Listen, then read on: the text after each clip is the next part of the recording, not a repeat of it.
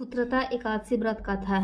एक दिन अर्जुन ने पूछा, हे कृष्ण, आपने हमें सफला एकादशी का महात्म्य विधि सहित कह कृतार्थ किया है। अब आप पौष माह के व्रत के बारे में समझाइए। उस दिन कौन से देवता का पूजन होता है तथा उसकी पूजा विधि क्या है। इस पर श्री कृष्ण बोले, हे राजन, पौष की शुक्ल पक्ष के एकादशी का नाम पुत्रदा है। इसका पूजन विधि से करना चाहिए। इस व्रत में नारायण भगवान की पूजा करनी चाहिए। इस पर और अचर संसार में पुत्रदा एकादशी व्रत के समान अन्य दूसरा व्रत नहीं है। इसके पुण्य से मनुष्य तपस्वी, विद्वान और धनवान होता है।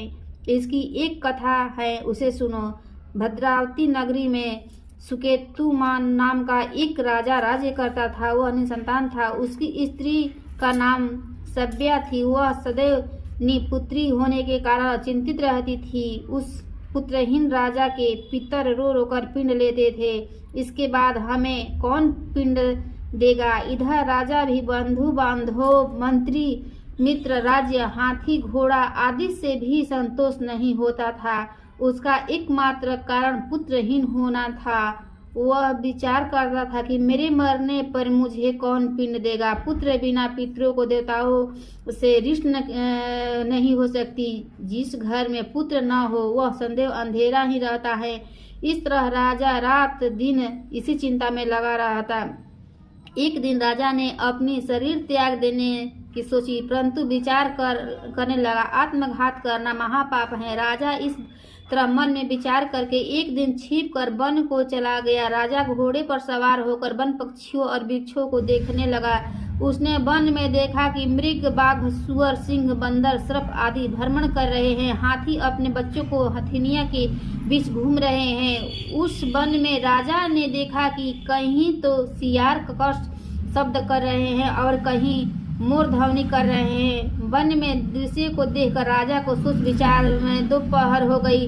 अब राजा को भूख और प्यास लगने लगी। वह सोचने लगा कि मैंने अनेक यज्ञ किए हैं और ब्राह्मणों को मधुर भोजन कराया है, परंतु फिर भी मुझे यह दुख क्यों मिल रहा है। राजा प्यास के कारण बहुत बेचैनी होने लगा और पानी के तलाश में आगे बढ़ा। कुछ ही आगे जाने पर उसे एक सरोवर मिला और उस सरोवर में कमल खिल रहे थे।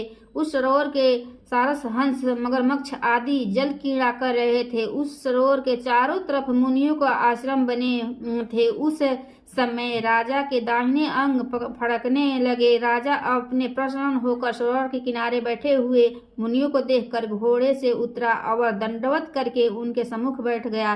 राजा को देखकर मुनीश्वर बोले, हे राजा, हम तुमसे अत्यंत प्रसन्न हैं। तुम इस जगह कैसे आए हो, सो कहो। इस पर राजा ने उनसे पूछा, हे मुनीश्वरों, आप कौन हैं और किस लिए यहाँ पधारे हैं, सो सुनो मुझे। सो मुनि बोले, हे राजन, आज पुत्र की इच्छा करने वाले को उत्तम संतान देने वाली पुत्रदा एकादशी है। हम लोग विश्वदेव हैं और इस सरोवर पर स्नान करने आए हैं। इस पर राजा बोला, हे मुनीश्वर, मेरे भी कोई पुत्र नहीं है। यदि आप मुझ पर प्रसन्न हो तो एक पुत्र का वरदान दीजिए। मुनि बोले, हे राजन, आज पुत्रदा एकादशी है और इसका व्रत करे। भगवान की कृपा से आपके अवश्य पुत्र होगा। मुनि के वचनों के अनुसार राजा ने उस दिन प्रयाण किया और मुनियों को प्रणाम करके अपने महल को वापस आया। रात्रि में रानी ने गर्भ को धारण किया और 9 माह के पश्चात उसके उत्तम पुत्र रत्न पैदा हुआ। वह राजकुमार बड़ा होने पर अत्यंत वीर, धनवान, यशस्वी और राजा पालक हुआ। श्री कृष्ण भगवान बोले, राजन, पुत्र की प्राप्ति के लिए पुत्रदा एकादशी का व्रत करना चाहिए। जो मनुष्य इसका महात्म्य श्रवण और पाठन करते हैं उनका स्वर्ग मिलता है। जय श्री कृष्ण।